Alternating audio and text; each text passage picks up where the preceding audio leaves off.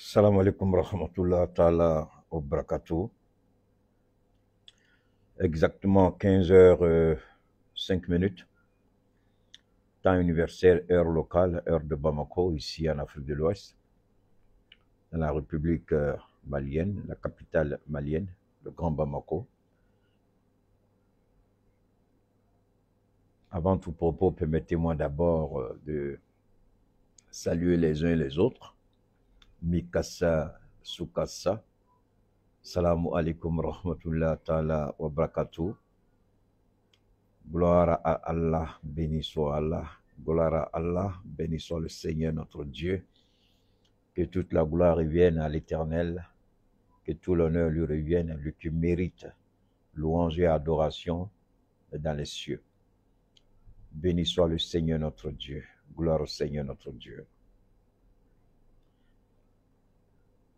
Avant mes propos, vous allez me permettre de commencer d'abord en bambara, ou du moins avant de permettre aux uns aux autres de s'installer, partager massivement. Nous allons essayer de faire cette intervention avec l'aide de Dieu, avec l'accompagnement de Dieu, Inch'Allah. Nous allons essayer de le faire en 2 temps, si on peut, sinon en 1 temps. De quoi s'agit-il? On dit le chien ne changera jamais sa façon de s'asseoir. Vous voyez, d'abord je voudrais saluer tous les activistes, tous les chroniqueurs, les blogueurs, les lanceurs d'alerte, les journalistes, tous les patriotes du Niger, du Mali, du Burkina et au-delà des frontières de l'Afrique. Dis merci sincèrement à tous ceux qui nous ont soutenus et qui continuent de soutenir nos États. Merci parce que le fait aujourd'hui que la Cour de justice de la CEDEAO soit saisie est un signe éloquent, un signe probant, un signe pour démontrer que ceux qui croyaient que ça allait être facile pour s'attaquer au Niger devraient ou auraient dû réfléchir par 2 fois. Comme dit Allah lui-même, tourner 7 fois la langue dans la bouche avant de parler. Ils sont en train de réviser leur position. Nous ne disons pas qu'ils ont abandonné. Mais ils veulent utiliser tous les moyens en leur possession, tous les moyens humainement possibles pour contraindre ou attaquer. Mais chaque fois qu'ils vont sortir avec un chemin, une voie, une manière pour porter un coup à la transition qui suit son cours normal au Niger, nous allons sortir pour dénoncer. Et comme c'est la Cour de justice de la CEDEAO, je suis très à l'aise. Il y a ce qu'on appelle la jurisprudence. Donc, je voudrais qu'on m'écoute très bien. Il y a ce qu'on appelle la jurisprudence. Et ceux qui sont à l'origine, qui ont poussé Bazoum au motif qu'il porte plainte, on va répondre à ceux-là. On va répondre à la CEDEAO. On va répondre à Emmanuel Macron. On va répondre à Alassane Ouattara. On leur a toujours dit, faites attention à ce que vous faites.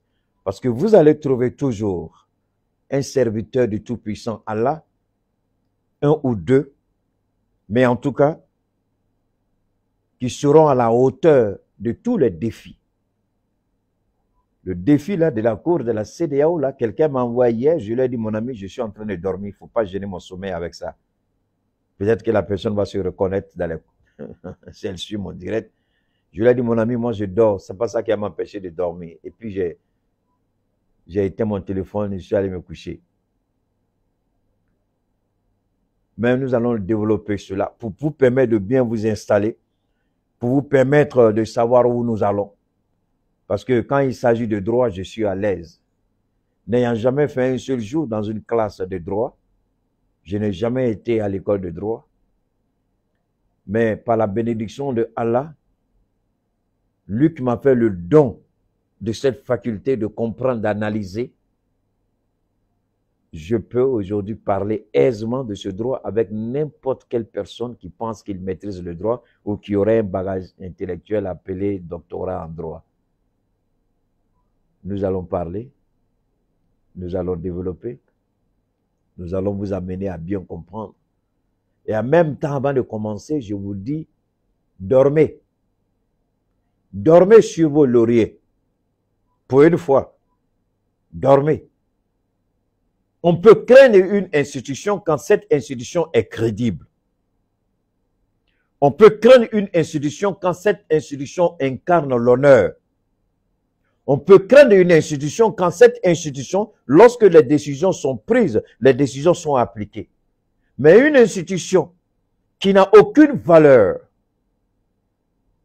dans nos États, qui n'a même pas les moyens de faire appliquer ses propres décisions, si aujourd'hui des criminels sanguinaires sans foi ni loi veulent se servir de la cour de la CEDEAO, alors nous avons le droit et l'obligation morale d'interpeller cette cour et de dire à ceux qui sont à la manœuvre de rester tranquilles parce que nous avons des cas de jurisprudence, aussi bien au Sénégal, au Bénin et en Côte d'Ivoire. Nous avons des cas de jurisprudence où cette même institution a été vilipendée par ces voyous présidents qui sont à la tête de leurs États. Alors vous croyez réellement que cette petite cour de la CEDEAO peut nous effrayer ou peut nous empêcher de dormir? Vous croyez réellement que cette décision, la décision de la Cour de justice de la CEDEAO, peut servir de levier légitime pour la CEDEAO d'intervenir? Mais attention, on serait heureux que la CEDEAO elle-même, d'abord que cette Cour analyse les sanctions qui sont imposées au Mali, les sanctions qui sont imposées au Niger, que cette Cour de la CEDEAO qui a été saisie par le Mali se rappelle qu'elle a rendu un jugement et que les mêmes voyous chefs d'État aujourd'hui ont rejeté le jugement de la Cour de la CEDEAO par rapport lorsque le Mali, les comptes d'opération de l'État du Mali avaient été saisis. J'ai demandé, je ne connais que pour moi, donc quand je parle, désolé, ceux à qui ça fait du tort, je m'en fous éperdument, parce que je vis dans la vérité, je vis pour la vérité, et quand quelque chose que j'ai dit par le passé, je me réfère toujours. Ce n'est pas de l'autosuffisance, ce n'est pas être imbu de sa personnalité, mais quand je suis dans la vérité, quand je suis dans la révélation, quand je suis dans la lumière, je me présente, je ne me cache pas. Donc, pourquoi? La plus belle femme au monde ne peut donner que ce qu'elle a. Donc, quand je parle, c'est parce que j'ai été inspiré par Allah lui-même. Et je m'en vante parce que Allah m'a fait le don d'avoir le courage, la détermination de dire ce qui a lieu d'être dit. J'avais demandé à l'État du Mali de porter plainte devant la Cour de la justice de la CEDEAO parce que toutes les décisions là, il y a quelque chose de fondamental qui est intéressant. On me dira, ah non, c'est la CEDEAO, mais ici c'est Bazoum. Ce n'est pas la CEDEAO qui a saisi. Mais là, ça devient plus intéressant quand c'est Bazoum lui-même. Parce que on voudrait d'abord que la Cour de la CEDEAO, en lui présentant les documents, comme ils ont décidé d'aller devant cette juridiction, nous allons demander au général Tiani, sans retenue, les documents c'est un document qui sont classés secret d'État, secret défense. Nous demandons au général Tiani de déclassifier un certain nombre de documents et de les mettre à la disposition de la Cour de justice de la CEDEAO pour savoir qui est réellement Mohamed Bazoum, s'il a réellement un droit. Et nous voulons interpeller à ceux qui vont aller parler au nom du Niger, parce qu'il faut répondre à une sommation ou à une convocation, peu importe le nom qu'on donnera. Les États-Unis d'Amérique disent dans leur constitution, le 25e amendement, chapitre 4, lorsque le président est en incapacité de gouverner, il est destitué. Alors, quand les États-Unis disent en incapacité de gouverner, ça sous-entend beaucoup de choses. L'incapacité de gouverner peut être une mauvaise décision qui a été prise. L'incapacité de gouverner peut être la maladie, ça peut être la mort, ça peut être toute autre chose. Donc le terme incapacité de gouverner englobe un certain nombre de paramètres qu'il faut bien analyser politiquement pour bien comprendre. C'est ainsi qu'actuellement, il y a une procédure de destitution contre le président américain Joe Biden, le président actuel, hein, Joe Biden. Alors, je ne vous parle pas par le passé. Nous sommes aujourd'hui le 21 septembre. Demain, c'est le 22 septembre. 21 septembre 2023, jeudi. Il y a une procédure de destitution qui est lancée contre le président Joe Biden, celui qui est venu après Donald Trump. Donc, je ne parle pas du passé, je parle du présent. Et actuellement, il y a ce qu'on appelle, il y a une commission qui a été mise en place pour les écoutes. Donc, on est en train de recueillir les témoignages. Et si les témoignages sont suffisamment assez solides, alors la procédure de destitution va être lancée. Donc, ils sont en train de recueillir des preuves. Si les preuves recueillies sont suffisantes, le président Joe Biden sera destitué. Ça, c'est le 25e amendement qui le dit. Mais lorsque on va demander aux juges de la Cour de la CEDEAO, lorsqu'un président jure de défendre et de protéger le Niger, et ce même président se permet de libérer des terroristes qui ont déjà tué au Niger. Mais Bazoum, vous savez, c'est ce que je vous ai dit hier. Et c'est là que vous vous rendez compte que Keïta est une sorte de bénédiction pour un certain nombre d'États en Afrique francophone. Oui, je suis une bénédiction pour nos États. Hier, il n'y a pas longtemps encore, je disais, il faut les laisser se berner de leurs propres illusions. Et Dieu, avant de frapper, vous fait croire que vous êtes fort, vous êtes puissant, avant de vous prendre dans votre propre piège. Je vous ai donné, il n'y a pas plus longtemps que de cela, le cas de l'armée française aujourd'hui qui est bouclée dans un camp militaire au Niger. Et on apprend que les parents des militaires commencent à se plaindre de conditions de vie parce qu'il n'y a plus de ration. Donc tout ce qu'ils ont est en train de... Donc il faut... Emmanuel Macron joue maintenant contre la montre.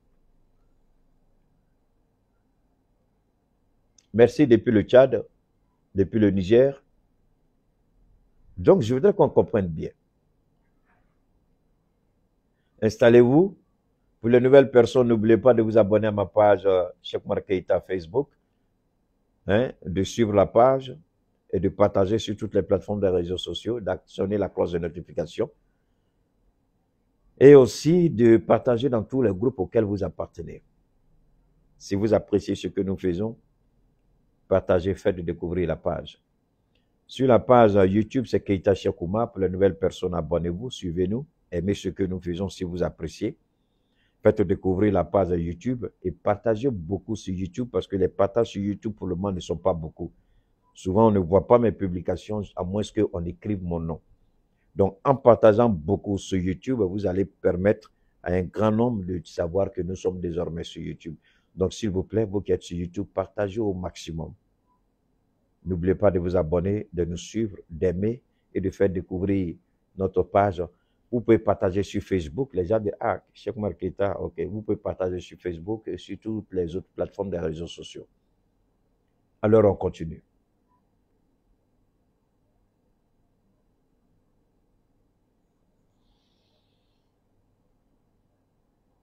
Il y a tellement d'informations sur le cas de la CEDEAO, je ne sais même pas par quelle information commencer. Donc, permettez-moi de voir par lequel je vais commencer, c'est-à-dire lequel sujet d'abord, lequel des pays que j'ai cités, la Côte d'Ivoire, le Sénégal, le Bénin. Mais c'est plus intéressant de commencer par le vieux criminel et sanguinaire, le dictateur de la lagune ébriée, Alassane Ouattara. C'est bien de commencer par lui. Mais avant de commencer par lui, merci beaucoup. Merci beaucoup. Ce soir, on aura le temps de, après l'intervention du président Assimi Goïta, on aura le temps de décortiquer le message du président Assimi Goïta et de lancer nous aussi par rapport à la fête d'indépendance. On va pouvoir se lancer. Hein? Voilà. Demain, c'est le 22 septembre. Le Mali aura 63 ans demain. Voilà. Donc, j'attends le discours du président Assimi Goïta avant de parler du 63e anniversaire du Mali. Voilà. J'attends juste l'intervention du président d'abord. Parce que lui, il est le premier. Quand lui finit, ensuite, nous, on parle. Alors donc, on va commencer d'abord avec la cour de la CEDEAO au Mali, avant d'aller en Côte d'Ivoire. On va prendre seulement ces deux cas. Donc, je demande au M62, je demande à tous ceux, d'une manière ou d'une autre, qui sont connectés au Niger ou qui sont au Niger, de partager à l'infini cette intervention-là, parce que c'est une intervention d'anthologie historique. C'est une intervention qui sera marquée comme, ce sera marqué sur du marbre. C'est une intervention qui va rester à vie et à jamais. Cette intervention-là, ce que je vais faire maintenant, je ne dirais pas que c'est du jamais. J'en ai fait beaucoup, mais je suis sûr qu'aujourd'hui, on dira plein de choses. Après, vous pourrez sauvegarder pour vous-même, et puis ensuite, regarder et écouter. Je vais commencer par l'homme d'affaires Diawara. L'homme d'affaires Diawara, il y a un Congolais malien, il est d'origine malienne, mais il est né au Congo. Je crois que c'est au Congo-Brazzaville. Il a fait fortune. Il a eu l'argent. Je crois que c'est Ouma Diawara, quelque chose Diawara, je n'ai pas trop son nom en tête. Il a fait fortune. Et il y a 2 ans de cela, il a été invité en Côte d'Ivoire pour investir. Il va, il achète, alors que c'est un mauvais investissement. En complicité, la banque qu'il a invitée a été complice avec l'État de Côte d'Ivoire. Donc le monsieur, il va, il est manipulé, il est volé. Et son argent, il dit d'accord, il achète, je crois, un terrain, un certain nombre de terrains, avec une banque qui était en faillite. Il veut racheter la banque, avec l'État de Côte d'Ivoire, bien entendu. Les choses tournent mal. Il n'est pas satisfait. Ibrahim Diawara, non, est-ce que c'est Ibrahim Diawara? Merci, c'est Oumar Diawara. Ne venez pas écrire comme ça, Ibrahim Diawara. C'est Oumar Diawara. Merci beaucoup. Donc, Oumar Diawara, alors il n'est pas satisfait. Il porte plainte devant les juridictions ivoiriennes compétentes en la matière. Et, comme c'est le criminel voleur assassin, Alassane Dramane Ouattara, l'homme qui est voué à périr à l'enfer, le satanique, diabolique, pervers président, qui n'a ni foi ni loi, dont la seule erreur pour nous a été de voter pour lui. Il donne des instructions au ministre de la Justice, garde des Sceaux, l'État de Côte d'Ivoire ne peut pas perdre. Donc, on mélange le procès, malgré tous les documents fournis par Oumar Diawara, on mélange le procès et on condamne le monsieur. Écoutez-moi très bien, je vous en prie. Le monsieur est condamné. Sur son droit, la Côte d'Ivoire le condamne. Sur son argent, la Côte d'Ivoire le condamne. Sur son investissement, la Côte d'Ivoire le condamne. Alors, il saisit la Cour de justice de la CEDEAO, cette même Cour de justice que Bazoum a saisie. Il gagne le procès contre l'État de Côte d'Ivoire. Alassane Ouattara dit aucune décision de la CEDEAO ne sera appliquée en Côte d'Ivoire. Donc, le monsieur et cette même cour de la CEDEAO qui avait les moyens, je vous en prie, écoutez-moi, c'est pourquoi je vous ai dit, c'est un cours de droit, un cours d'ontologie. Écoutez très bien, ce n'est pas tous les jours qu'on va entendre ça. Voilà un fils de pute qui est là, donc il ne sait même pas ce qu'il fait ici.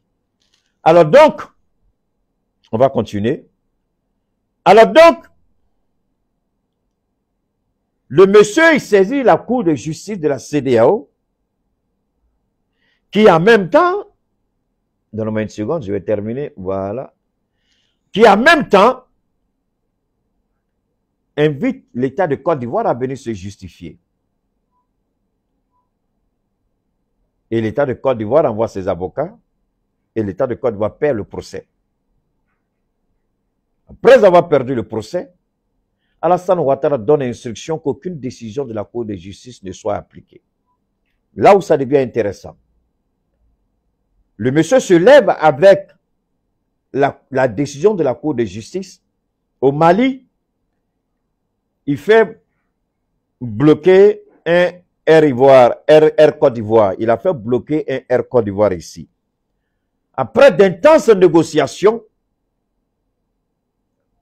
Alassane Ouattara humilié, mais toutes les pressions appellent partout dans le monde que Air Côte d'Ivoire n'a rien à voir dedans. Écoutez très bien, on dit, mais Air Côte d'Ivoire fait partie du patrimoine de l'État de Côte d'Ivoire, même s'il y a des actionnaires.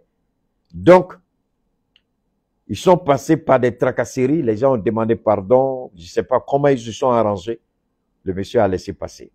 Ils ont laissé l'avion partir. Une deuxième fois, il saisit un autre avion. Cette fois-ci au Congo. Avec toujours Air Côte d'Ivoire, avec la même décision de la Cour de justice de la CEDEAO.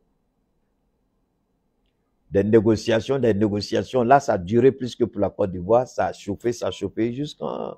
Je crois que l'État de Côte d'Ivoire s'est engagé à payer et à restituer l'argent du gars parce qu'il a décidé chaque fois que nécessaire de faire bloquer les avions de Côte d'Ivoire partout où il y a. Parce que l'État de Côte, la CEDEAO elle-même, la Cour de justice de la CEDEAO n'a aucun moyen pour faire appliquer ces décisions. C'est M. Diawara, Dieu merci, comme il a les relations, comme il a les moyens, c'est lui-même maintenant qui a mandaté ses avocats à travers tous les États de la CEDEAO, c'est-à-dire les 16 ou 15 États de la CEDEAO, avec la décision de la Cour de justice de la CEDEAO. Et Ouattara a compris, il dit, ce sera l'humiliation. Et comme il a la grande gueule, il a peur d'être humilié. Ainsi, il trouve un arrangement avec le monsieur. Quels sont les termes, je ne sais pas. Comment ils ont fait, je ne sais pas. Donc, depuis lors, on n'entend plus de saisie des avions Air Côte d'Ivoire. Sur quoi ils se sont entendus, on ne sait pas. Repartons un peu en arrière. La même Cour de justice de la CEDEAO a été saisie par 3 partis politiques en Côte d'Ivoire. Sinon 4. Le mouvement de Guillaume Soro à l'époque, le FPI d'Afi N'Guessan et le PDCI de feu le président Aimé Henri Konan Bédié. Ils ont tous gagné leur procès, sauf un seul procès, c'était le PDCI à l'époque, mais après, ils ont gagné, eux tous, chacun individuellement a gagné son procès contre l'État de Côte d'Ivoire. Ou devant la Cour de justice de la CEDEAO. Devant cette même Cour de justice de la CEDEAO, Alassane Ouattara, lorsque les gens lui ont posé la question, la Cour de justice de la CEDEAO exige que Soro Guillaume soit rétabli dans ses droits. Parce que Soro Guillaume aujourd'hui, il est dans la même situation que Bazoum, même n'ayant pas été président. Donc, Soro Guillaume, je le dis, quand je dis dans la même situation, c'est-à-dire que c'est totalement différent. Hein. Dans le fond, c'est différent. Parce que dans le fond, Bazoum a commis un crime. Dans le fond, le seul crime de Soro, c'est dire non à Ouattara. Donc, l'État de Côte d'Ivoire a pris des décisions contre Soro Guillaume. Et Soro Guillaume a saisi la Cour de justice de la CEDEAO. Après avoir statué devant les avocats de la Côte d'Ivoire qui ont présenté leur case, comme on dit, qui ont présenté leur cas, qui ont fait leur plaidoirie, tout ce que vous connaissez. Alors, Soro Guillaume gagne le procès. Malgré que Soro Guillaume gagne le procès, le vieux de 82 ans avec aucune sagesse ni conscience morale, le dictateur des lagunes de la Côte d'Ivoire, Alassane Ouattara, lors d'une de ses tournées, je crois que c'était dans le Bélier ou à l'ouest de la Côte d'Ivoire, je ne sais pas trop, il dit la Côte d'Ivoire n'a pas de leçon à recevoir. Écoutez très bien ce que j'ai dit. La Côte d'Ivoire n'a pas de leçon à recevoir de la part de qui que ce soit. C'est une ingérence Et lui ne permet pas qu'on vienne s'ingérer dans les affaires intérieures de la Côte d'Ivoire.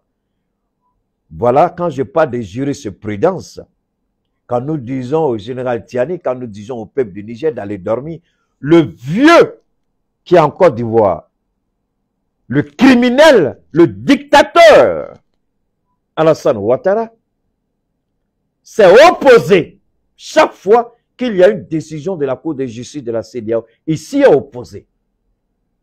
Il dit que c'est une ingérence que lui ne permettra jamais qu'on applique. Et d'ailleurs, il a fait sortir un arrêté pour ça. On n'appliquera aucune décision de la CEDEAO en Côte d'Ivoire, de la Cour de justice. C'est ce monsieur-là, avec Macron, qui ont saisi, qui veulent donner une certaine légitimité à une agression qu'ils veulent organiser pour défendre leurs intérêts. Donc, je voudrais d'abord que la Cour de justice de la CEDEAO elle-même, qu'elle prenne un miroir et se regarder dans cette glace. Est-ce que je suis propre? Est-ce que je suis crédible? Est-ce que j'en vaux la peine? Parce qu'une institution d'une organisation qui n'est pas respectée, qui est vilipendée, qui est dénigrée, qui est rabaissée, qui est humiliée, cette institution n'a aucune raison d'être. Donc, logiquement, la Cour de justice de la CEDEAO n'a aucune légitimité dans la mesure où ces décisions sont nulles et non, comme ils disent, de nul et de non ou de nul effet ou bien de nul effet, appelez ça comme vous voulez. Ça, c'est la Côte d'Ivoire. Hein? Maintenant, on revient au Mali. Lorsque le Mali a porté plainte parce que les comptes d'opération de l'État du Mali avaient été gelés, juste avant, je ne sais plus c'était quel sommet là, le Mali a gagné le procès. Je dis bien le Mali a gagné le procès au niveau de la Cour de justice de la CEDEAO. Et il y avait une réunion et des présidents de l'UMOA, c'est-à-dire de la zone franc, et de la CEDEAO. Donc, il était question pour que la décision de la Cour de justice, écoutez-moi très bien, hein, pour que la décision, écoutez très bien ce que je dis, voilà pourquoi je dis ça fait rire quoi. Les chefs d'État, en l'occurrence le criminel sanguinaire, le dictateur sans foi ni loi, il dit que les autorités du Mali, n'ayant aucune légitimité, ce sont leurs propres termes, écoutez-moi très bien, donc ne peuvent pas porter plainte contre ni l'UMOA, ni la CEDEAO, puisqu'ils ont été exclus de l'organisation. Je vous en prie, écoutez très bien. C'est pourquoi je vous ai dit que nous allons faire quelque chose d'aujourd'hui d'extraordinaire. Écoutez très bien. On dit, on ne peut pas appliquer leur décision parce qu'ils n'ont aucune légitimité souveraine. Ça, c'est la CEDEAO qui dit ça. En l'occurrence, Alassane Ouattara. Et que, même s'ils ont gagné le procès, dans le fond, ils sont exclus. Donc, comment, j'ai dit bien, comment leur décision peut être appliquée vu qu'ils sont exclus des instances de la CEDEAO et de l'UMOA? Maintenant, je vais vous dire quelque chose qui va vous choquer. Je vais vous donner une information qui va vous surprendre. Maintenant, mais la même Cour de justice de la CEDEAO a envoyé une note à la transition. Et elle lui demande de répondre dans un délai de 1 mois. Maintenant, ce qui est intéressant, vu qu'ils ont dit que le Mali a été exclu et que le Mali ne pouvait pas porter plainte contre eux, alors comment le Niger qui est exclu peut aller se défendre? Parce que même si le Niger se défend, ça ne servirait à rien. Donc comment devant un gouvernement illégitime selon eux peut aller dans un procès? Donc ça veut dire que j'interpelle, quand je parle de jurisprudence, c'est pourquoi je dis j'interpelle ceux qui disent qu'ils ont fait le droit là. Venez vous asseoir, on va parler. Nous on ne parle pas dans le vide. Dieu nous a dotés de quelque chose qu'il ne donne pas à tout le monde. Et moi je partage volontiers. Dieu dit, prenez plaisir à partager qu'à recevoir. Et moi, je donne. Ils disent que les autorités du Mali n'ont pas compétence à porter plainte. Alors, comment les autorités du Niger auront compétence à répondre à une plainte? Waouh, ça, si ce n'est pas Dieu, personne ne peut répondre à ça. Est-ce que vous vous attendiez à cela? Ce n'est pas moi. C'est eux qui le disent. Parce que si, j'ai pas fini, hein, si, j'ai dit, il y a un enseignement aujourd'hui, si on accepte que les autorités du Niger répondent à l'invitation ou à la convocation de la Cour de justice de la CEDEAO, alors ils seront obligés de reconnaître qu'ils ont commis une erreur en refusant de reconnaître la décision de la Cour de justice de la CEDEAO qui donnait raison au Mali. Donc, le Mali peut ressortir son dossier. C'est pourquoi je dis, laissez-les se berner de leurs propres illusions. Quand Dieu veut te détruire, il te laisse te blaguer toi-même. Tu montes jusqu'à... Et ça, personne ne s'y attendait. Mais Dieu vous fait grâce aujourd'hui. C'est pourquoi je dis qu'État est une bénédiction pour nos États. Je ne parle pas dans le vide et je ne m'en vante pas. C'est une réalité. Merci. Ça, c'est une intelligence divine. C'est Dieu seul qui donne ça. Ils ont refusé au Mali, je le répète. Ils n'ont pas reconnu le droit du Mali. Ils n'ont pas reconnu le fait que le Mali ait gagné au motif que le Mali a été exclu. Vu que le Niger est exclu, comment un pays qui est exclu peut se présenter devant une institution d'une organisation qui refuse de reconnaître ceux qui ont pris le pouvoir par l'exemple. Donc, le procès est déjà biaisé avant même qu'il ne commence. Je voudrais que le général Tiani réponde d'abord, qu'ils écrivent d'abord à la CEDEAO, ou du moins qu'ils écrivent à la CEDEAO, qu'ils écrivent d'abord à la Cour de justice, que la CEDEAO réponde d'abord à la Cour de justice. Quelle est la position du Niger? Parce qu'on ne veut pas tomber, il y a une jurisprudence qui est là, on ne veut pas tomber dans les mêmes erreurs que celle du Mali.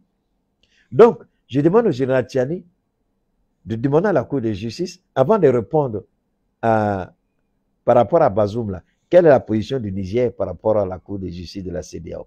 Est-ce que le Niger est toujours exclu? Si le Niger est toujours exclu, donc le débat il est biaisé. C'est-à-dire que dans le fond et dans la forme, il n'y a plus de procès. Il n'y a même plus de procès. Il n'y a pas lieu même d'aller au procès. C'est-à-dire, on doit tout simplement écrire à la Cour, ramener la Cour à l'ordre. Lorsque vous avez condamné la CEDEAO et l'UMOA, autant pour moi, pour avoir gelé les comptes du Mali, quels moyens avez-vous eu pour obliger l'UMOA à ouvrir les comptes du Mali? Les présidents séances tenantes ont refusé devant le monde entier d'appliquer la décision de la Cour de la CEDEAO. Devant le monde entier. On leur a dit, vous avez injustement fermé les frontières. Maintenant que nous sommes exclus, quel est notre statut? Parce que si on n'a pas de statut par rapport à l'organisation, nous, on ne peut pas réagir. Puisque vous êtes, même si on dira, ah, c'est pas la CEDEAO, oui, mais c'est la Cour de justice de la CEDEAO qui a été saisie. Ce n'est pas la CEDEAO qui saisit la Cour de justice, c'est Bazoum, un président déchu. C'est pas ça. Mais la Cour de justice fait partie de la CEDEAO. C'est une institution de la CEDEAO. C'est l'organe judiciaire de la CEDEAO. Donc, pour que le général soit dans la légitimité, selon la CEDEAO, il faut que la CEDEAO elle-même d'abord reconnaisse le statut du général d'abord, avant que le général ne réponde à la Cour de justice. Parce que s'il s'amuse à aller comme ça, si le Niger s'amuse à aller comme ça, sans interpeller la CEDEAO sur le statut réel de la transition, il y a un problème.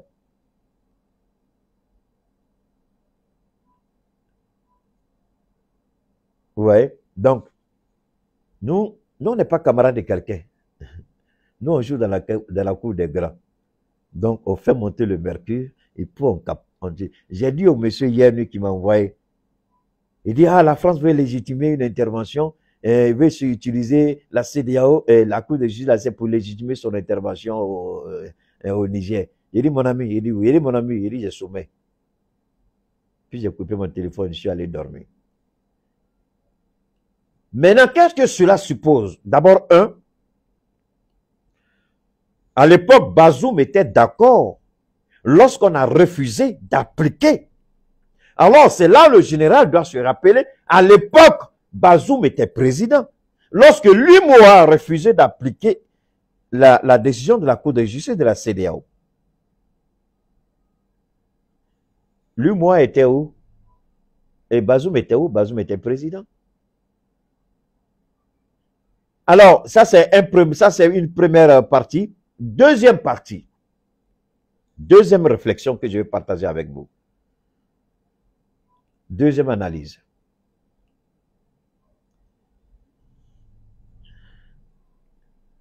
Pourquoi la Cour de justice de la CEDEAO, qui voit jour et nuit ce qui se passe et en Côte d'Ivoire, et au Bénin, et au Sénégal, sur les opposants, cette Cour-là ne s'est jamais autosaisie d'une violation constitutionnelle. Ouattara a violé la Constitution. Il est sur le point de répéter la même chose. La Cour de justice de la CEDEAO n'a jamais condamné l'attitude de Ouattara. Mieux, vous avez entendu Maître Abiba, porte-parole du président Laurent Gbagbo, PPACI. Selon, écoutez-moi très bien, je vous en prie, Ouattara, tu es mort avec moi, tu es un vieillard qui n'a aucune conscience morale. Et moi, je n'ai pas de pudeur quand il s'agit de toi. Je n'ai pas de retenue quand il s'agit de toi. Comme tu n'as pas de conscience morale, je ne saurais pas être hypocrite avec toi. Je vais te chicoter comme il se doit, malgré ton âge. Je vais te chicoter ta conscience, c'est ce que je veux dire. Écoute bien. La Cour de justice de la CEDEAO interdit toute modification de la loi électorale mais pendant l'année électorale en cours. C'est-à-dire que si en 2023, il doit y avoir élection, les décisions, il y a certaines dispositions de la CEDEAO qui interdisent les modifications. Donc, si vous entrez dans une année électorale, vous ne touchez plus au test. Mais Alassane Ouattara a modifié à sa volonté et à sa guise les tests. Je ne dirais pas de la commission, mais les tests qui régissent l'organisation des élections en Côte d'Ivoire. Mais la Cour de justice et la CEDEAO, ce n'est pas son problème. Nous ne parlons pas de la Cour de la justice ivoirienne, mais nous parlons de la Cour de justice de la CEDEAO, qui a lavé ses mains, qui regarde. Il y a eu des fraudes. Jamais on a vu la Cour de justice de la CEDEAO s'auto-saisir des fraudes qui sont organisées lors des élections dans nos États. Alors, c'est cette Cour-là qui peut dire que Bazoum est président. Parce que cette Cour-là, je sais qu'on a les arguments pour dire merde à cette Cour. Mais nous allons ramener ces criminels-là sur leur propre chemin. Ces criminels, Ouattara et sa clique et sa claque-là, pour leur dire, vous qui êtes à la manœuvre-là, voilà vous-même. C'est ce même Ouattara qui n'a aucun respect des tests qui régissent l'organisation sous-régionale, qui n'a aucune considération pour la CEDEAO, encore moins pour les présidents de la CEDEAO, qui se croit le tout-puissant, le dieu Manitou qui se trouve au-dessus de l'Afrique de l'Ouest. Et c'est lui-là. Donc cette Cour de la CEDEAO n'a pas vu ce que ce criminel sanguinaire a fait en Côte d'Ivoire. La Cour de justice de la CEDEAO s'est-elle une fois auto-saisie des dossiers de la Côte d'Ivoire par rapport aux crimes, par rapport aux arrestations et tous ces prisonniers qui sont encore en prison, qui n'ont jamais été jugés? Où se trouve cette Cour de la CEDEAO? Qu'est-ce qu'elle fait? Lorsque Oumar Diawara a gagné son procès contre la Côte d'Ivoire, quelles ont été les décisions? La Cour de justice de la CEDEAO devait logiquement notifier toutes les cours de justice de la CEDEAO qui collaborent avec elle pour leur dire que l'État de Côte d'Ivoire a perdu. Si l'État de Côte d'Ivoire refuse de payer, voilà ce que d'abord, voilà ce que l'État de Côte d'Ivoire doit à M. Diawara. Si l'État de Côte d'Ivoire refuse de payer, alors ordonner les juridictions nationales de saisir des actifs de la Côte d'Ivoire pour payer M. Diawara. Voilà un moyen de pression de la Cour de la CEDEAO et qu'elle n'a jamais eu et qu'elle n'a pas. Donc la Cour de la CEDEAO peut faire quoi dans le cas de Bazoum? Dans le cas de Bazoum, la destitution de Bazoum était légitime. La destitution de Bazoum était justifiée. La chute du pouvoir de Bazoum, il y a des preuves pour montrer que Bazoum était en complicité avec l'ennemi. On n'a pas peur à ce niveau. On n'a pas peur. Mais on ne peut pas se présenter devant une cour, sachant bien qu'il y a eu un précédent, le Mali, qui a gagné un procès, et on a dit au Mali que vous êtes exclu de l'organisation, dont votre plainte n'a aucun sens. Mais pourtant, la CEDEAO, la Cour de justice de la CEDEAO a bel et bien reçu la plainte du Mali, a statué là-dessus, et la CEDEAO a perdu. Maintenant, les criminels, Bazoum, Ouattara de merde et Macky, vous savez, Dieu a émulé Macky Sall à New York, là. Une petite parenthèse. Vous avez vu comment Macky Sall, il a changé d'hôtel. Il a subi l'humiliation de sa vie. Et beaucoup d'observateurs se posent la question s'il pourra vivre longtemps après l'humiliation qu'il a subie à New York. Il a été humilié à New York, chose à laquelle il ne s'y attendait pas. Parce qu'il croit qu'il a renoncé, il croit qu'il a fait un acte à un troisième mandat, il croit qu'il a posé un acte significatif, alors qu'il n'a respecté que la Constitution. Mais, grande surprise, il arrive à New York. Les présidents africains sont des idiots. Ils ont des services de renseignement souvent qui ne fonctionnent même pas. Toi, tu vas à New York, ton service de renseignement ne peut pas te précéder 1 ou 2 mois en avance pour te donner l'atmosphère, pour te présenter. Les Américains, quand le président américain ou un des présidents de l'Occident doit se déplacer, mais les services de renseignement les précèdent 1 ou 2 mois en avance pour aller tâtuer le terrain, pour aller sonder un peu l'esprit des gens. Ensuite, le président arrive. Mais nos présidents africains, là, c'est pas ça. Hein. On les a invités tellement ils sont complexés, ils sautent d'avion, boum, ils sont partis. Macky est parti, on l'a descendu proprement. Macky a été humilié, rabaissé, insulté, traîné dans la boue. Il était obligé de changer d'hôtel. Il dit, tu n'as rien vu encore. Maintenant, on revient pour dire ceci. Ces mêmes présidents-là, qui ont dit au Mali que le Mali n'a aucun droit, ni à l'intérieur de l'UMOA parce que exclu, encore moins à l'intérieur de la CEDEAO parce que exclu. Alors, le Niger qui est exclu, quels seront les droits du Niger si le Niger gagne le procès? Est-ce que ce sera la même chose? C'est la question. Donc, avant d'aller au procès, moi je demande au président Tiani, je demande au Premier ministre Zen de s'informer d'abord sur l'état au niveau de la CEDEAO, sur le statut réel. Et puis ensuite, on va au procès. Parce qu'on va au procès, on gagne le procès. Bon alors, parce qu'une chose est certaine, ils veulent utiliser la mascarade de la Cour de la justice, la marionnette Cour de justice, l'inefficace Cour de justice, l'incompétente Cour de justice de la CEDEAO qui ne voit absolument rien. On veut la saisir pourquoi à Abuja? Il y a plusieurs aspects, mais je vais développer ici. Pourquoi? Pour légitimer une action militaire. Parce qu'ils croient fermement qu'ils pourront gagner le procès. C'est ce à quoi Ouattara a toujours cru. Il a toujours cru qu'il allait gagner le procès. Il les a toujours perdus.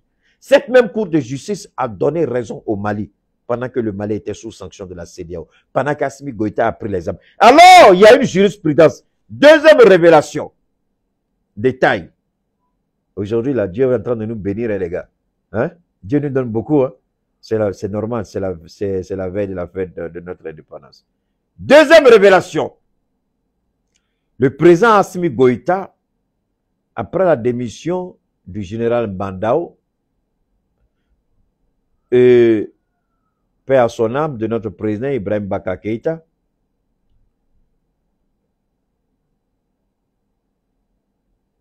le président Assimi Goïta a instruit le ministre de la Justice, garde des Sceaux, après une proposition de Keïta, de porter plainte contre l'UMOA pour avoir saisi nos actifs et nos comptes d'opération. Mais la Cour de justice de la CEDEAO elle-même. Parce que il y a en matière de justice, voilà pourquoi j'ai dit, je vais voir les professeurs de droit ici. Ceux qui disent que je suis docteur en droit. Venez vous asseoir pour écouter. Je dis bien, venez vous asseoir par terre pour écouter. Nous, on parle de la justice pragmatique. C'est pourquoi je dis toujours, sortez de vos amphithéâtres, sortez de vos livres, laissez vos livres là à côté, et puis venez, on va parler droit. Quand je dis ça toujours, il y en a qui trouvent que je suis prétentieux. Voilà la démonstration qui est là. Alors, la Cour de la CEDEAO de justice aurait pu dire, la plainte du Mali est irrecevable, parce que dans une cour de justice, il y a d'abord la recevabilité d'une plainte ou l'irrecevabilité d'une plainte. Si la plainte est recevable, en d'autres termes, la Cour de justice de la CEDEAO reconnaît la légitimité des autorités maliennes. Donc, parce qu'elle aurait pu tout de suite dire, nous ne reconnaissons pas l'autorité du président Assimi Goïta parce que, ayant été issu d'un putsch militaire. Est-ce que vous avez saisi ce que j'ai dit? J'ai dit, la Cour de justice de la CEDEAO aurait pu dire, nous refusons la plainte du Mali parce que vous n'êtes pas légitime pour porter plainte. Mais la Cour de justice dit, nous entendons tout le monde, nous écoutons tout le monde. Donc, le Niger, à travers ses autorités, est un État souverain. Et lorsque vous êtes en péril, parce qu'il s'agissait bel et bien de la survie de la patrie,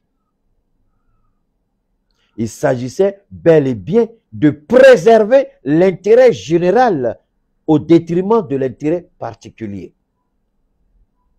Que la Cour de justice, il y a ce qu'on appelle les situations atténuantes.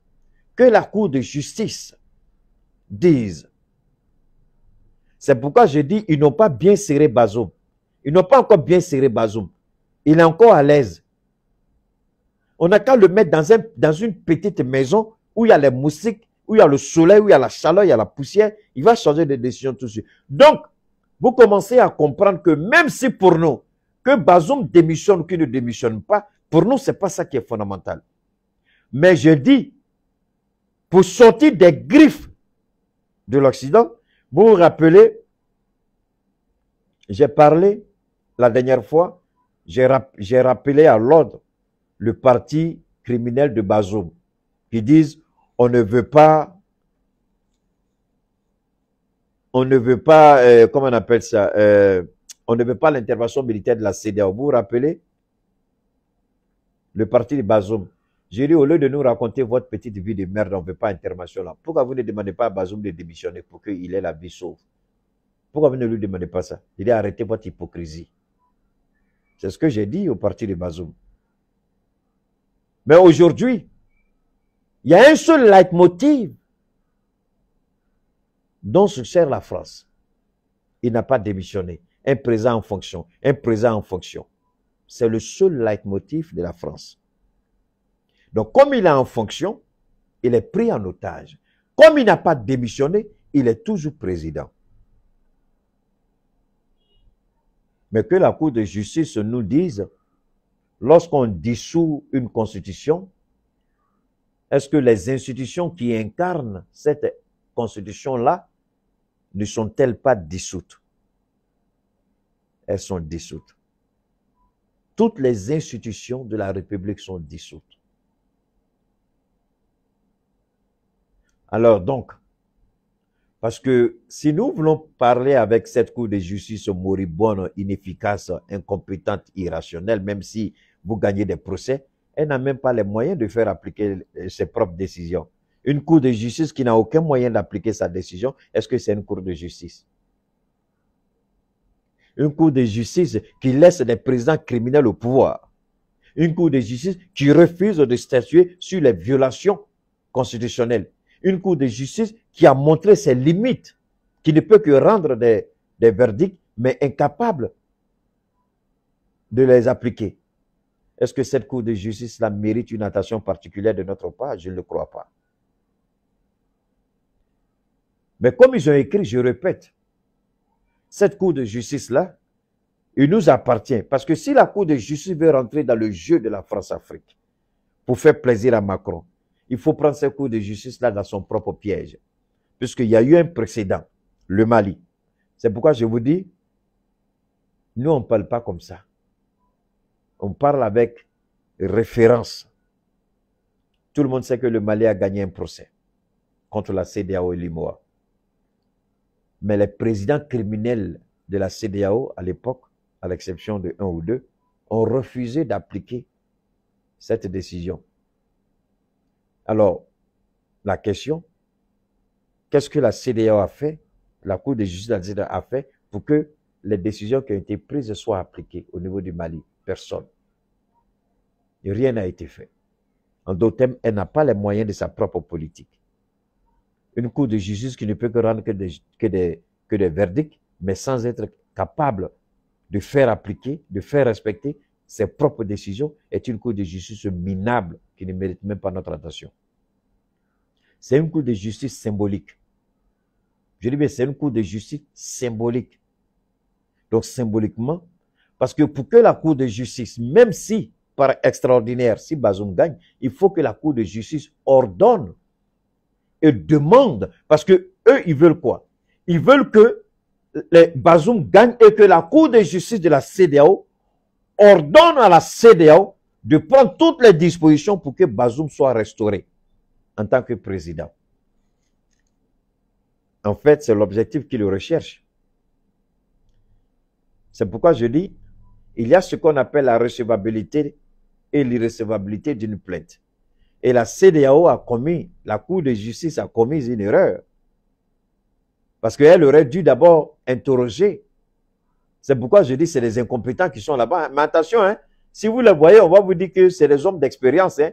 Ils ont 20 ans de carrière, 30 ans de carrière, ils ont PhD en doctorat, ou bien PhD en droit, doctorat en droit. Ils vont vous donner tout ça, hein, mais qui n'ont pas la conscience morale, qui n'ont pas l'intelligence pragmatique, l'intelligence rationnelle de se rappeler qu'il y a eu un précédent par rapport au Mali et que voilà ce qui a été la réponse des chefs d'État. Donc, au regard de la réponse des chefs d'État de la CEDEAO, cette Cour de justice, avant même d'inviter les autorités nigériennes à répondre à leur convocation, aurait dû d'abord écrire à la CEDEAO, on a reçu une plainte de Bazoum.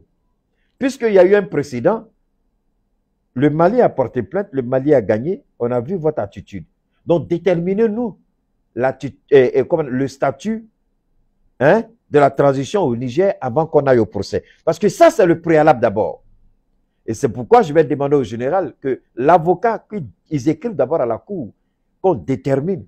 C'est un citoyen qui a porté plainte, mais il a porté plainte contre qui? Contre le général? Contre la transition? Qu'on nous dise, ou mais contre l'État du Niger. Donc, la plainte de Bazoum, il appartient aux avocats de décortiquer pour regarder la plainte. À qui a adressé la plainte? À l'État du Niger? Si c'est à l'État du Niger, alors qu'on détermine le statut de l'État du Niger au sein de la CEDEAO d'abord. Parce que si le statut de l'État du Niger n'est pas déterminé, on va à un faux procès. C'est-à-dire que vous partez du faux pour avoir le vrai. Mais vous avez tout faussé déjà. Vous ne pouvez pas partir du faux pour avoir le vrai. Donc, cette plainte-là, même, dans la forme même, était irrécevable. Alors, je voudrais s'il y a un professeur de droit qui croit qu'il est assez fort, qui croit qu'il a suffisamment d'expérience et de bagages intellectuels, wallahi billahi tallahi, au nom de Allah, je l'invite à un débat contradictoire sur ce point-ci. S'il y a un professeur de droit qui dit qu'il a un doctorat, qui est sûr de lui-même, qui pense que la Cour de justice de la CEDEAO ne s'est pas trompée, je demande à Allah qu'il se manifeste et qu'on en débatte. Parce qu'il y a toujours un prélat, un postulat, pour aller à un... Parce que, je donne un autre exemple. Un condamné, il a des droits. Mais devant la Cour de justice, un condamné, tu perds tous tes droits. Parce que quand tu es condamné, tu perds tes droits. Il y a une décision politique qui dépouille, au sein de la CEDEAO, qui dépouille le Niger de tous ses droits. Alors, comme une Cour de justice à l'intérieur de cette CEDEAO peut inviter un État qui a été dépouillé de tous ses droits à l'intérieur d'une organisation pour répondre à une plainte, pour restaurer un président de cette même organisation. il y a problème. Dans le fond, il y a problème. Dans la forme, il y a problème. Donc le Niger ne peut pas répondre à une telle invitation tant que le statut, parce que c'est ce que j'ai dit, Dieu va les amener doucement. Eux-mêmes là, ils vont nous légitimer sans, parce que on ne peut pas aller au débat de fond et ignorer le débat de forme. Il y a la forme d'abord.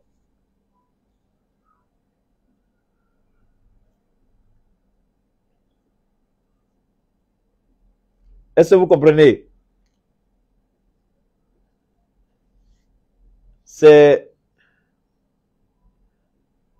On s'arrête là et puis on réfléchit un peu.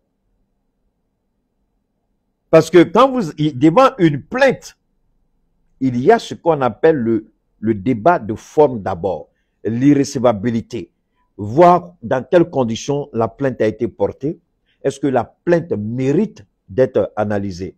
Et ensuite, vous dites la plainte, elle est recevable. Mais là où il y a problème, c'est qu'il y a une jurisprudence. Là où il y a problème, c'est qu'il y a eu un cas similaire. Le cas du Mali, où les autorités qui seront chargées d'appliquer cette décision de la justice disent qu'ils ne reconnaissent pas ce droit au Mali. Alors, comment ceux qui sont chargés d'appliquer cette décision de la Cour de justice de la CEDEAO disent qu'ils ne reconnaissent pas le droit au Mali, comment pourront-ils appliquer cette décision lorsque il y a un même pays, il y a un autre pays, le Niger qui se trouve dans la même position que le Mali, va à un procès. Donc, si le Niger perd, ils seront contents. Mais si le Niger gagne, ils vont dire quoi? Parce qu'on doit se poser cette question. Et si le Niger gagne? Il y a de fortes chances qu'on gagne. Et on va gagner. Donc la question, c'est pourquoi d'abord la Cour de justice de la CEDEAO ne s'est pas posé cette question, mais attendez, quel est le statut d'abord? Parce qu'au cas où ils gagnent, si la CEDEAO doit appliquer la décision sur eux, mais pourquoi la même CEDEAO a refusé d'appliquer la décision pour le Mali? Donc ça veut dire que c'est quand c'est mauvais là, ils jouent, mais quand c'est bon, ils refusent. Ça, ce n'est plus la justice. Ça, ce n'est plus la justice. La justice n'est pas seulement là pour faire l'oppression, hein, réprimer, mettre en prison, arrêter, sanctionner. Non. Non. La justice aussi reconnaît à ceux qui ont le droit d'avoir ce pourquoi ils aspirent. Le Mali a eu droit, on a refusé au Mali. La Cour de justice ne peut pas statuer sur le Niger tant que la question du Mali n'est pas résolue. La Cour de justice ne peut pas statuer sur le Niger tant que le statut de l'État du Niger n'est pas déterminé par la CEDEAO. Et si le statut est déterminé, donc ça veut dire que cette même Cour de justice-là reconnaît, comme quelqu'un a écrit, l'incongruité de la situation. Dès que le statut de général Tiani sera reconnu par la Cour de justice, il n'y a aucun problème. Maintenant, on peut aller au débat de fond. Au débat de fond, il y a eu des précédents en Afrique. On dit voilà un voleur, on l'a attrapé, parce que Bazoum aujourd'hui, il y a une plainte aussi qui est là contre Bazoum, au niveau du Niger. Et la plainte, elle est tangible. La plainte, elle est balèze. Bazoum a été accusé de haute trahison. Et c'est sur cette base-là que nous allons nous rendre au Niger. À Abuja, autant pour moi. Bazoum est accusé de haute trahison. Il a trahi la patrie. Il a trahi la nation. Et Bazoum était de connivence avec les terroristes pour déstabiliser le Mali et le Burkina. Ce sont des raisons suffisantes pour le destituer de son poste. C'est un poste électif. Ce n'est pas un poste nominatif, d'accord? Que le droit soit respecté, d'accord?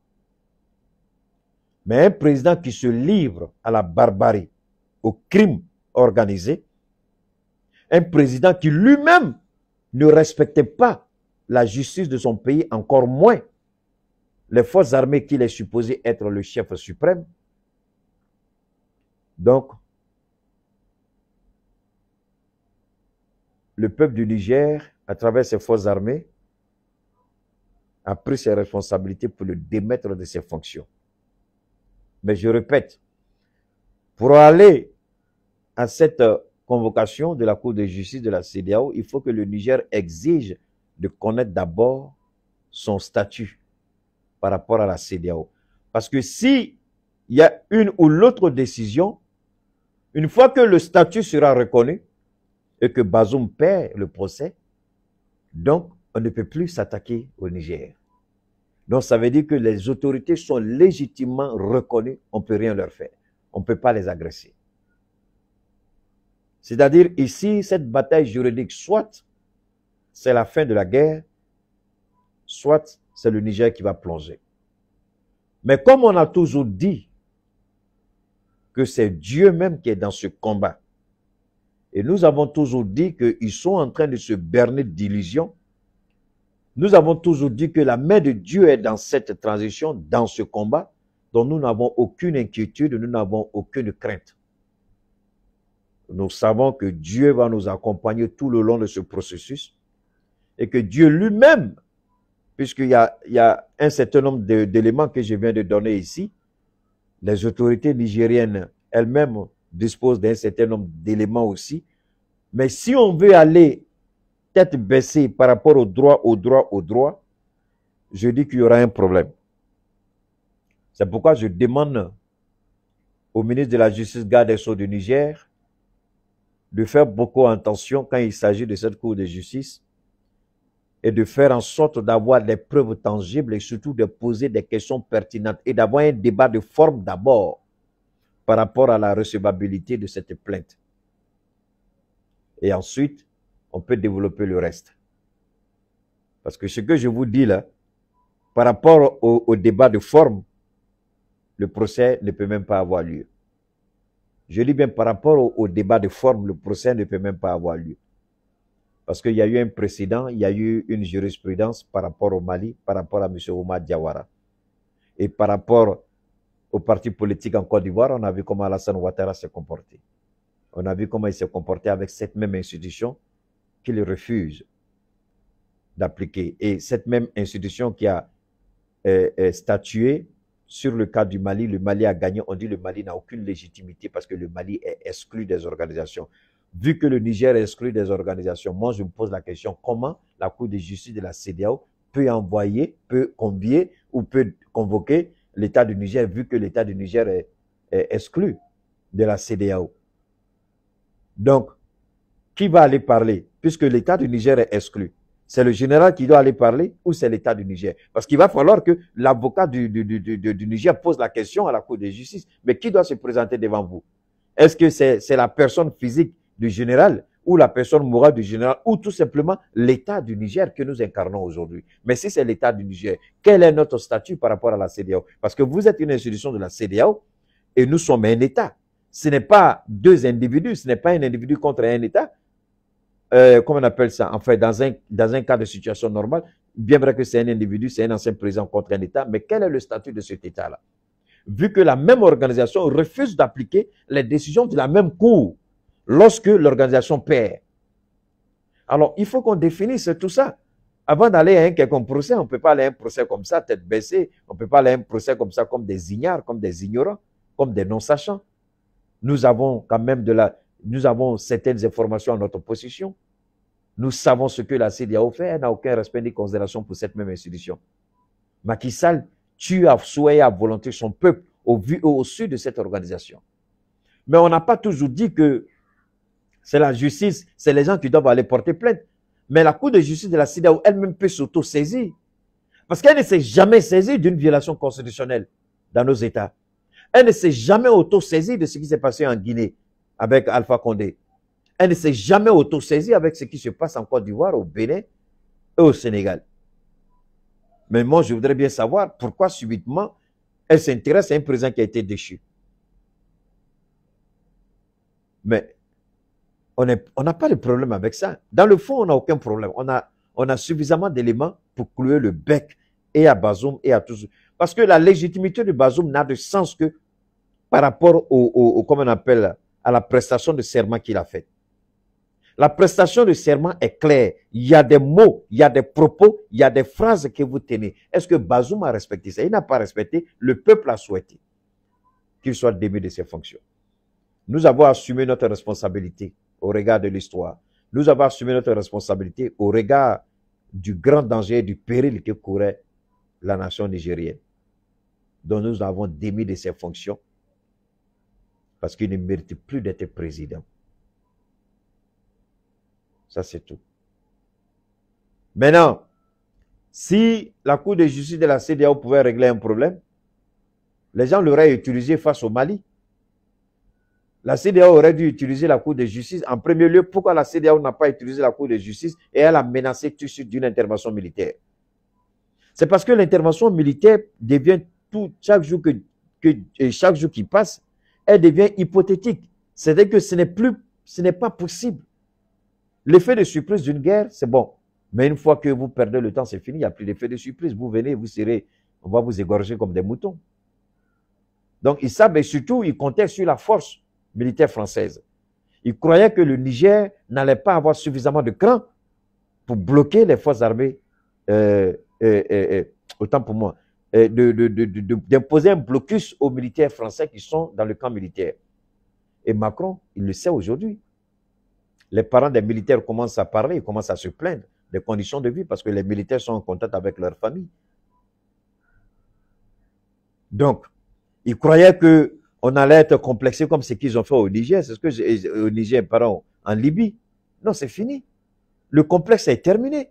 Aujourd'hui, nous mettons les moyens des nouvelles technologies à la disposition de nos dirigeants pour tuer le complexe d'infériorité afin qu'ils puissent s'assumer et assurer notre défense. Donc, le Niger a déployé des blindés face à l'entrée de la base militaire française qui est à Niamey. Et Macron sait. Donc, il sait qu'il a la vie de son ambassadeur qui est en danger. Ses soldats sont bloqués, même s'ils s'élèvent du Niger, et autant pour moi du Tchad. Il y a de fortes chances que l'avion dans lequel il se trouve soit abattu dans le désert avant qu'il n'arrive, comment on appelle ça, à Niamey. L'Algérie a refusé son espace aérien, donc pas de possibilité. La Côte d'Ivoire, combien de rotations ils peuvent faire, pendant combien de temps, combien de moyens ils ont pour faire, quand on sait la grogne sociale qui aujourd'hui continue de sévir en France. Donc, au lieu de passer son temps à s'asseoir et réfléchir à apporter des solutions aux problèmes des Français, il est en train de distraire la galerie, distraire les Français avec une guerre qu'il veut forcément faire pour ses propres intérêts. Ce n'est pas au nom de la France, ce n'est pas au nom de la démocratie. Et puis c'est idiot, je vais vous faire écouter ceci. Je vais vous faire écouter rapidement ceci. Ça va nous aider tous. C'est quelque chose, je suis tombé là-dessus rapidement. Je voudrais que chacun écoute bien ici.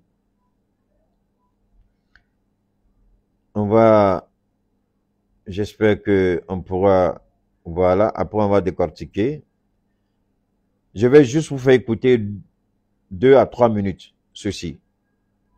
Et nous ne reconnaissons aucune légitimité aux déclarations des putschistes. Vous entendez? Le président Bazoum n'a pas renoncé à son pouvoir.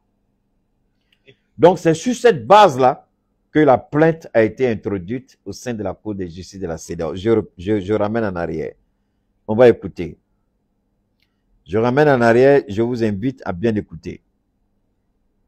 Et nous ne reconnaissons aucune légitimité aux déclarations des putschistes, puisque le président Bazoum n'a pas renoncé à son pouvoir. Donc nous ne reconnaissons pas, vous comprenez, lorsqu'il y a un certain temps, je dis, général, peu importe pour nous, Nigériens, on s'en fout que Bazoum démissionne, qu'il ne démissionne pas. Mais pour une question de logique et de principe, parce que si Bazoum avait démissionné, depuis longtemps, on n'en serait pas là aujourd'hui. C'est pourquoi à l'époque, j'avais exigé, j'avais demandé qu'on mette la pression sur Bazoum jusqu'à ce qu'il démissionne. Non pas parce qu'il n'a pas démissionné va poser problème. Pardon, il n'y aura pas une reconnaissance au niveau du Niger, non. Mettre la pression pour qu'il démissionne afin que le Niger ait la paix. Parce qu'aujourd'hui, les menaces qui pèsent sur le Niger sont toutes liées au fait que Bazoum n'a pas démissionné. Donc, la démission de Bazoum est au centre de toute cette polémique-là. Et à l'époque, si le général peut-être avait mis un peu de Nyamakoudji dans son Nyamakoudji, je dis bien un peu de Nyamakoudji dans son Nyamakoudji, dans un peu de Choukouya à côté, il y a longtemps, la question de Bazoum serait résolue. J'ai dit, mettez-le dans les conditions auxquelles il n'y a jamais pensé. Mettez-le dans des conditions. Il va démissionner tout de suite. C'est parce qu'il voit encore sa femme. C'est parce qu'il se réveille encore aux côtés de sa femme. C'est parce qu'il voit encore son épouse. Il faut les séparer. Il faut les séparer. Et le mettre dans des conditions pour qu'il comprenne. Si il a le choix à faire entre sa famille, sa vie, et puis le pouvoir, ou préserver les intérêts des autres. On a par moment, parce que ce que je dis général, il est bon de mettre Bazoum dans les conditions qu'il comprenne la réalité que vit le peuple du Niger, que de garder Bazoum dans un semblant de confort et risquer la vie de 21 millions de Nigériens. Parce qu'aujourd'hui, cette démission, une petite signature de Bazoum met en péril la vie de 21 millions de Nigériens. Plus de 20 millions en un mot de Nigériens. C'est à cela que c'est pourquoi je dis au président, Tiani, il a trop traîné et il a permis à Bazoum. Tout ça là, on va écouter encore parce que. Et donc, si nous redéployons quoi que ce soit, je ne le ferai qu'à la demande du président Bazoum et en coordination avec lui. Donc, vous voyez, si on doit quitter le Niger, c'est à la demande du président Bazoum. Si on doit quitter le Niger, c'est à la demande du président Bazoum. Est-ce que vous voyez? Dans le Niger, je me suis trompé, c'est 26 millions 200 et quelques, ça ne vaut pas 27 millions. C'est 26 millions. Alors donc, on ne peut pas mettre en péril la vie de 26 millions, plus de 26 millions de Nigériens, parce que tout simplement, il y a un criminel qui refuse de démissionner. Et le général doit se ressaisir par rapport à la démission. Ce n'est pas pour nous, peu importe qu'il démissionne, qu'il ne démissionne pas. Moi, je le dis en tant que Nigérien, je m'en fous. On ne le reconnaît plus comme président, en tout cas au Niger. Mais comme il y a un idiot qui est là, et c'est sur ça qu'il est en train de tabler. Parce que lui, il gueule, hein. Les autorités de la transition continuent de travailler. Même l'ambassadeur de l'Union européenne a été reçu il n'y a pas longtemps par le Premier ministre Zen. Hein. Je dis bien l'ambassadeur, vous avez bien entendu, l'ambassadeur de l'Union européenne a été reçu par le Premier ministre Zen. Et c'est le ministre des Affaires étrangères nommé par le Premier ministre Zen, approuvé par le président Tiani qui s'est rendu à New York. Il allait avec une invitation adressée à l'État du Niger. Donc l'État du Niger est opérationnel, que Bazoum démissionne, qu'il ne démissionne pas. Nous, on s'en fout au Niger. Mais la réalité, c'est qu'il y a un petit pervers, un petit malade qui passe sa vie à raconter, son temps à raconter sa petite vie de misère. Donc il faut contraindre Bazoum pour que ces gens-là dégagent notre pays. On a un choix. Ou on contraint Bazoum à démissionner pour que ces militaires quittent notre pays, ou on laisse la situation pourrir quoi. Et là, le peuple du Niger... Bonjour et bienvenue sur... Bonjour, excusez-moi. Et là, le peuple du Niger va se poser beaucoup de questions. Pourquoi Tiani ne met pas la pression pour que Bazoum démissionne? Pourquoi il ne met pas la pression pour préserver des vies, pour sauver des vies? Pourquoi il ne met pas la pression? Et d'ailleurs, Bazoum n'est pas un Nigérien. Ce n'est pas moi qui le dis. Les autorités maliennes l'ont démontré. Bazoum n'est pas un Nigérien. Lui-même, il le dit. On est un peuple arabe qui est venu de la Libye. Il n'est pas Nigérien. Alors, donc, on va, comme ce soir, on a une intervention à faire par rapport à la déclaration du président Goïta. On va attendre ce soir. Et puis demain, c'est la fête d'indépendance du Mali. Les 63 ans de notre État, de notre jeune État. Nous allons faire un direct sur les grandes réalisations, les grands projets du président Assimi Goïta. Et évidemment, on aura toujours une pensée pour le Burkina et le Niger, sans oublier le Liptako gourmand et toute l'Afrique. D'ici là, portez-vous bien et avec toute la bénédiction de Allah. Merci infiniment. N'oubliez pas de partager. Abonnez-vous à la page Cheikh Oumar Keïta Facebook, Keïta Cheikh Oumar YouTube, Keïta Cheikh Oumar TikTok. Vous abonnez à nos différentes plateformes des réseaux sociaux. Vous partagez sur toutes les plateformes des réseaux sociaux dans tous les groupes.